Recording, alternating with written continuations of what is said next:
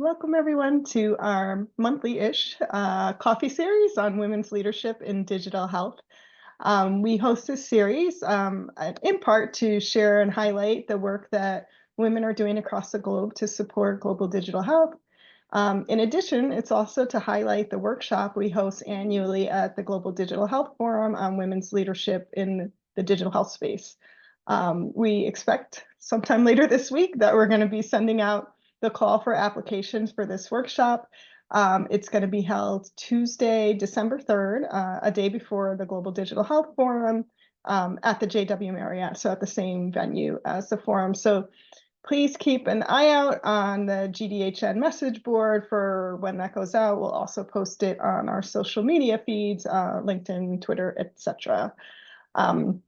So my name is Olivia Velez. I'm the Director of Technical Services at PATH in the Center for Data and Digital Excellence, and I am also a former co-chair of the Global Digital Health Network.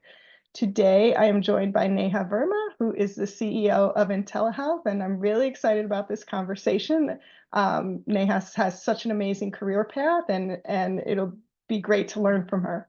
So Neha, we're going to start with you. Can you give a brief background about your career in the digital health space and understand your kind of career trajectory and what's motivated you? It's great to be part of this coffee series, and thanks everyone who joined on the call. I started my career in digital health when I was doing my bachelor's in biomedical engineering. I feel like I was always interested in this intersection of healthcare and technology. And at the end of my in the end of BME, I actually founded a startup. I was graduating into one of the worst job markets, and I always had like an entrepreneurial itch. And this was a technology that allowed dentists to do better smile design and smile planning using a mobile app. Like mHealth was a term we were still using back then. And I built that company for a good 3 years. And then, while it was exciting, I feel like it was not fulfilling because I always also wanted to do something at the intersection of health tech and increasing value and equity for underserved communities. After that entrepreneurial stint, I actually sold that company and came to Johns Hopkins for my master's in health informatics. And I had the pleasure of learning with some really amazing people in the digital health space, like Dr. Alan Labreek, Smisha Agarwal, and so many others who have really been champions and pioneers in this space. And I really got plugged into the Global Digital Health Network and all of these communities. Got my PhD in health informatics and started in telehealth. We're a telemedicine nonprofit, and we support governments to implement telemedicine into public health care systems. And I finally feel like now my career is at exactly where I want it to be, which is, advancing gender equity in health access and through technology. And so that's kind of been my career journey. And I feel like I finally landed at a spot which I really love. That's amazing. And so right now your company is working globally throughout the world. What countries are you working in? Where are you seeing really exciting innovation and progress, and where are you feeling challenges? So Intelehealth works in India, in Kyrgyzstan, in Syria. We've done some projects in the Philippines as well. Mostly our footprint is South and Central Asia, and we're slowly growing into other countries in the region. We are, there's so many interesting opportunities for telemedicine in these countries. There's a growing burden of non-communicable disease in developing countries like the ones where we work. And there's a lot of application of telemedicine to advance goals for non-communicable diseases. So I'm really excited to see some of the innovative work happening there and how, a dollar invested in telemedicine can result in a $19 ROI. A recent study that was, done that I was working on showed. Also, there's so many exciting things going on in AI and just using large language models and generative AI in very practical, non-hype ways that to make lives of frontline health workers easier and to improve the quality of the healthcare that we provide to patients at the last mile. So those are some of the areas of innovation that I'm really excited about. There's in terms of challenges, I think countries are still getting there with digital health maturity. So we still have bread and butter challenges of the digital divide, internet access, smartphone access, agency of women, norms that prevent women from accessing digital services. So I would say the challenges are the same ones that we had many years ago, but there's been progress. There's more interoperability than there was before. There's more agency for women than there was before. There's more access. But we still have more to go, more to do on these aspects. And then all these new challenges around privacy and data ownership that AI brings in, and what AI would do to disrupt the global workforce. Those are some of the newer challenges that are cropping up. So of these technologies that you mentioned, which one do you really think is going to have impact in the near future? Maybe that's not getting enough airtime because we're all talking about AI, right? And why do you think it's a game changer and how it can affect things? I do feel that, I know we've all been talking about AI and generative AI, but I wanted to give a more specific lens to it. The challenge is that for most women who are at the bottom of the economic pyramid, a healthcare consult is not dignified. If I travel the whole day in the sun, in public transportation, having arranged for childcare, to show up at a clinic to get a 2-minute consult with a physician who then scribbles an illegible prescription, and I've waited in a crowded waiting room, maybe even sat on the floor, and I leave from that consult with no information, no knowledge of what's wrong with me, there's no dignity in that healthcare experience. And sadly for people, for the rural poor or the urban poor, that is the most typical healthcare experience for them. And that's where I feel that AI can really help and support to make patient experiences more dignified by removing tasks that providers do that can really be automated, like note taking or history taking or listening to what is wrong with the patient.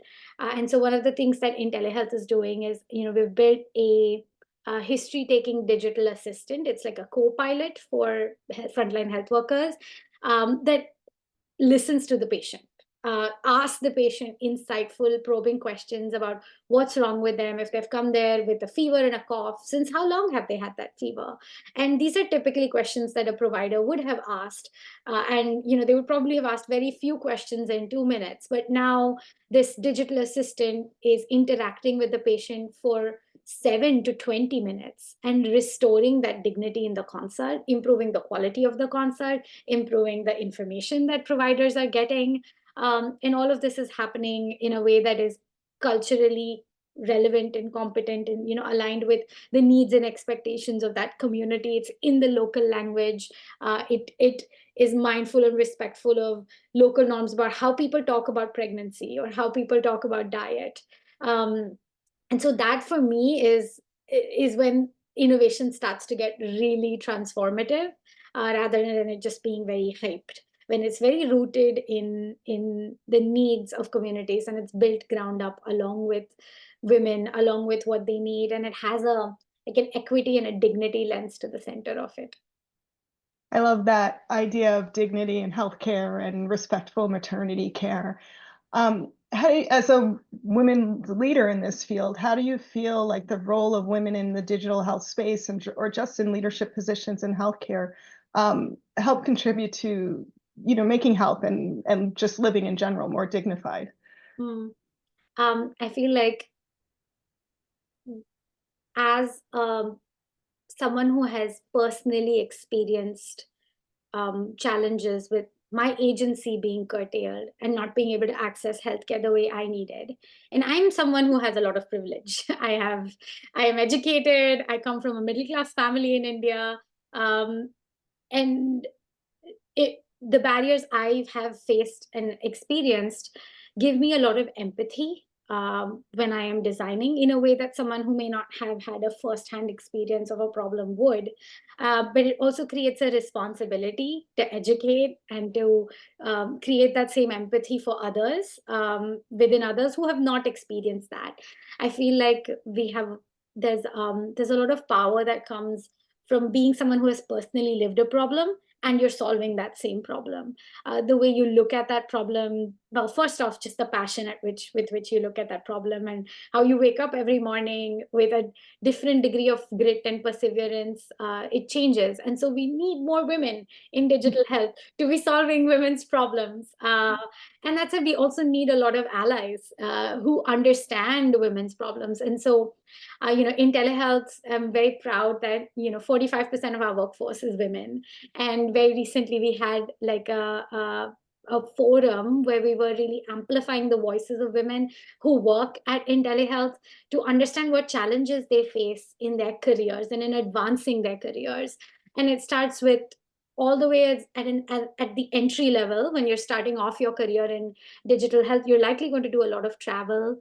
That travel may be in unsafe areas. You might not have access to a toilet. You may be on your period when you're traveling. And that's a problem that your manager may never have experienced or not understand. And having those conversations in those spaces to make our workplaces better for women was very powerful in telehealth. And the problems and the challenges that women face when we advance in our careers in digital health, at higher levels, you see fewer women in leadership roles. There's that steep drop off that happens in the middle.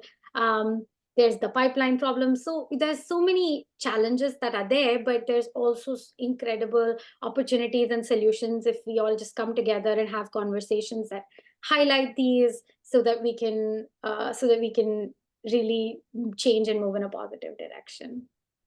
That's great. And that's fantastic that you hosted that women's leadership just within your own organization. That's such an amazing initiative, and it sounds like a wonderful place to work. So given that there's probably some people on the call who are new to this field, what advice would you give people who are coming into the digital health space now? What skills should they focus on? Who should they talk to? What should they do? That kind of thing. Yeah, I mean, digital health is like an intersection of so many different disciplines. It is such an interdisciplinary skill set that the more you're able to maybe root yourself in one spot, but gain knowledge of another discipline is great. So I started off as an engineer with a very technology heavy skill set of programming and building apps. And over time, I have built skill sets and knowledge in medicine and public health. Because I really need to know enough of the public health domain. I need to understand what is maternal and child health, what are non-communicable diseases, what is the burden of disease, and also look at it from a medical as well as public health lens to better design applications and solutions. Someone coming from a public health lens does need to invest the time needed to understand things like what's interoperability, what is FHIR, and what is this thing that we're talking about called HL7. And so investing in building that interdisciplinary skill set, I have found has been crucial to my success in digital health, and being like kind of the person that can translate between these different disciplines. You don't have to be an expert in all of them. Maybe you build your expertise in one domain, but you have to be literate in the other domains as well. I think new world skills like using AI is really important. You should be knowing what's going on out there, what are the new commercially available solutions, and that's definitely need to have. And then the same things like learning about the sector, what kind of applications are out there, what use cases are they used of, how are we using mobile messaging or chatbots or telemedicine in different domains and application areas, is great. I think earlier on in my career, I had the privilege of working on a comprehensive review for a report for the Gates Foundation on just what are all the technologies in global health and digital health and how are frontline health workers using them.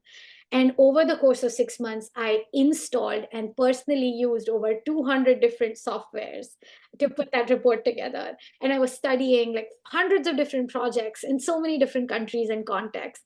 And it gave me such a great understanding of the landscape and really centered me. And since then, every new report that comes out that's kind of talking about the new advancements, I make it a point to read it. So staying top of mind, attending conferences like the Global Digital Health Forum, that's a staple on my list to make sure I attend every year to know what's new and what's coming up. So those are kind of some of the tips I would give on building your career in digital health.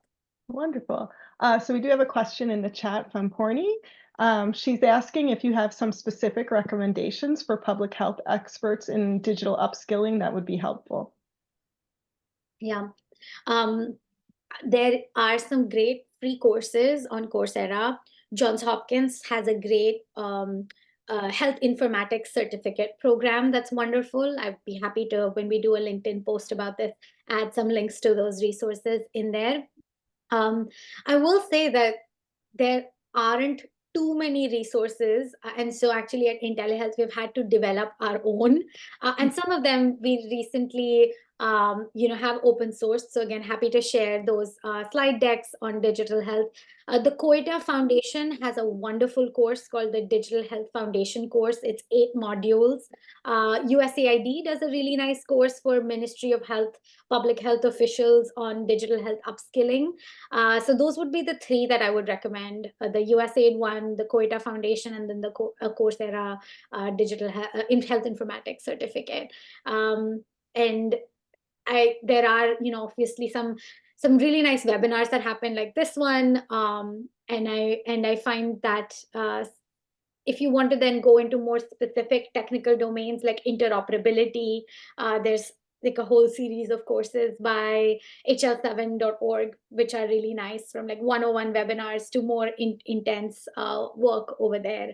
And so if maybe there's like, I don't know, I wish there was a curated list I could point you to, or a wiki page I could point you to, but these are the ones I have found to be most useful. I will say this, I'm a big fan of the 70-20-10 learning method, which means when you're learning a skill, 70% of that learning should come from real world project experience, 20% from talking with mentors and peers in the field, like your manager or a mentor at school, and then 10% from coursework. So I found most of my learning come from real world project experiences. And so applying for internships, if you're early career at digital health companies, is a great way to build that skill set if you're coming from public health and you want to learn more about technology. Wonderful. And we'll try to get those links and share them on our different social media channels following this coffee chat. So thanks. So we have another question from Uvarshi. He's saying, I am in my final year of a PharmD and I want to get into digital health. However, I realize that there's a lot of things to know about digital health, from FHIR to HL7 to blockchain. How do I get started? Do I have to know everything? And, super interested, but there's so much out there. I know it can feel very overwhelming. Before I came to Hopkins for my master's, I actually did a 6-month health informatics certificate program. I really liked it because it did not go into depth of every single topic, but it gave a really nice broad overview that covered, okay, here's the things that you need. And I would say the certificate was good in that it gave a good, like it gave me a list of about, this is the 90% that you need to know. And of course, new things keep coming up. But a certificate program is a great place to start. It's offered by the Public Health Foundation of India, PHFI. There's another great certificate in digital health that's being offered by Indian Institute of Technology, Mumbai. That's more tech focused. The PHFI one is more public health focused. And both of those certificates I would recommend to give you I like always having like a map, and then saying, okay, this is the one, this is the few things I would go deep in. But I think that's a great place to start, getting one of those broad overviews. The 6-month Hopkins Health Informatics certificate is also a good one. well, if you do it along with a day job, it probably takes a year to finish. So not perhaps an easy course to do. But to get started, a great place is one of those broad overview programs, and then you can choose what you like the most, and then I would suggest you become more of a specialist in one field. It kind of really sets you up well for future success. But early career, good to know, broad range. So pivoting to later in your career, for people who are looking to get into leadership roles, what kind of skills do you find are really critical, especially when we start to think about soft skills like mentoring and management and so on? Um, one of the most important soft skills is advocacy and influence, being able to negotiate and work with stakeholders. If you're working in digital health, you'll often be working with people in government, public health leaders, physicians, nurses, community health workers, community members, just citizens. And being a communication skills, influence are very, very important the higher you go. Strategic thinking and decision making. What's the right approach to tackle this particular problem? Maybe you're working in sexual reproductive health, and you want to find what are the right digital tools to advance goals in sexual reproductive health. So there's the whole digital in health aspect of things. Digital health is not a domain by itself. It kind of sprinkled through all of the various types of healthcare services that we provide. And so as you grow up in your career, you probably will find yourself becoming more of a specialist at the intersection of a particular domain and there. But irrespective, your soft skills are a foundation no matter what domain you're in. Presentation skills, communication skills, like working, I find like even working with a voice coach or public speaking can be great. Being able to mentor and coach other leaders, it's wonderful to pay it forward the way, I've received amazing mentorship from some really great leaders in this space. And so those would be probably things that would be good.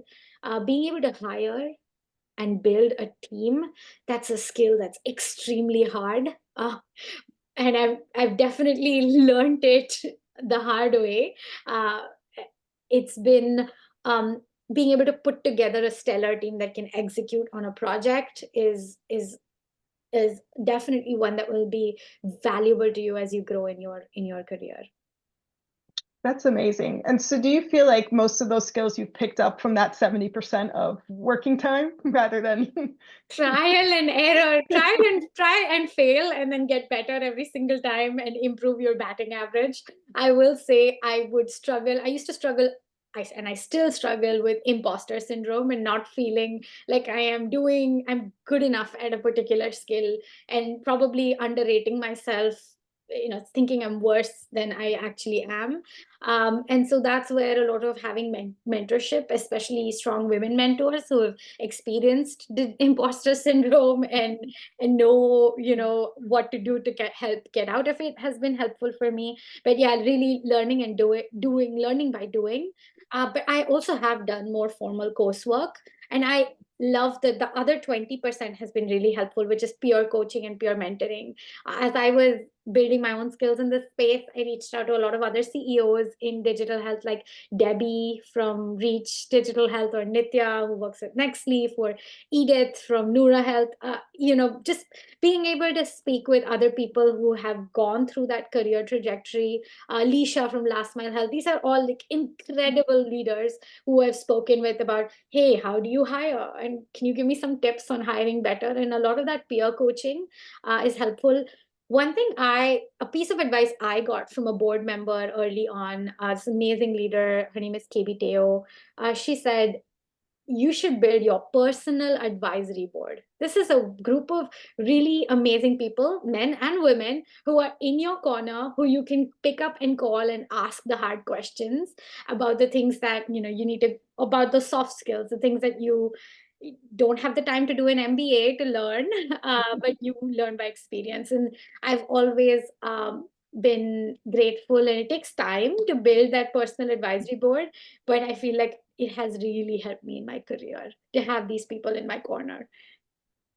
All right, so this is a bit of a leading question, but just to circle back on this topic, because I'm sure people who are new are like, well, how do I get a peer network and how do I start establishing these relationships? So what did you do to get these great advisors around you?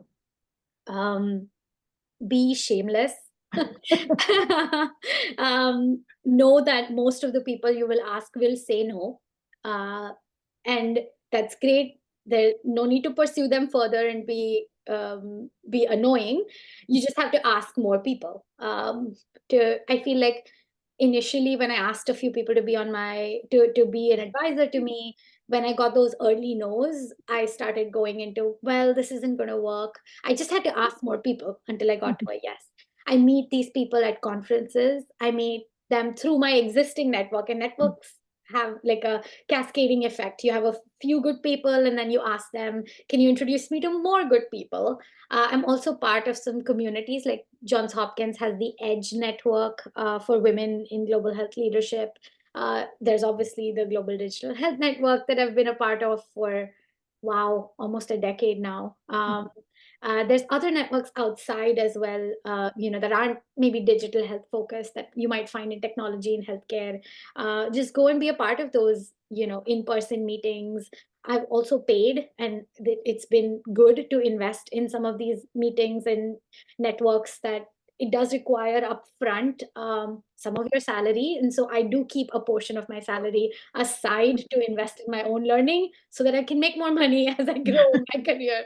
So it's a worthwhile investment. And I feel like a lot of women, we may shy away from making those financial investments in executive coaching or in these kinds of networks that are paid to access, but they have been valuable for me moving forward in my career. That's fantastic.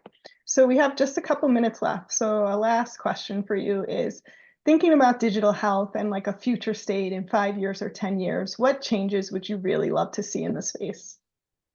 I would like to see more women in leadership in this space. I definitely feel like there's a lot of women in the early career stage. In fact, I would say a majority of workforce at the early career actually tends to be women, but there's a drop off. So I would like to see that changing, especially more women in leadership and policy making positions, especially within government.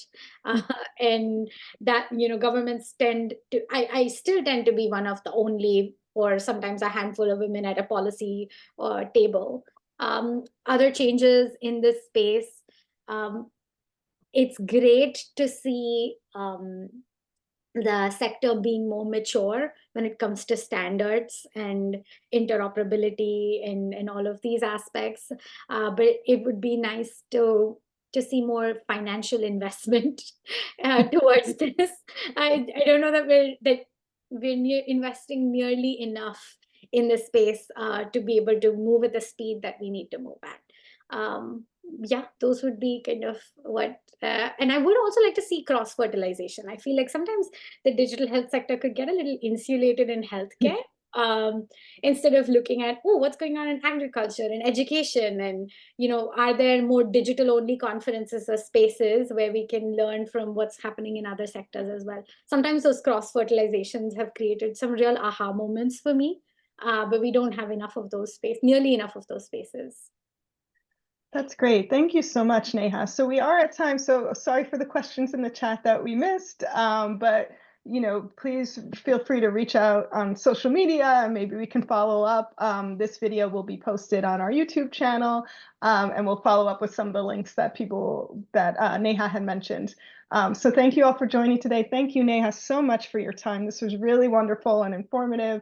I learned a lot. I hope the people on the call did, and we'll see you next month at the next coffee chat.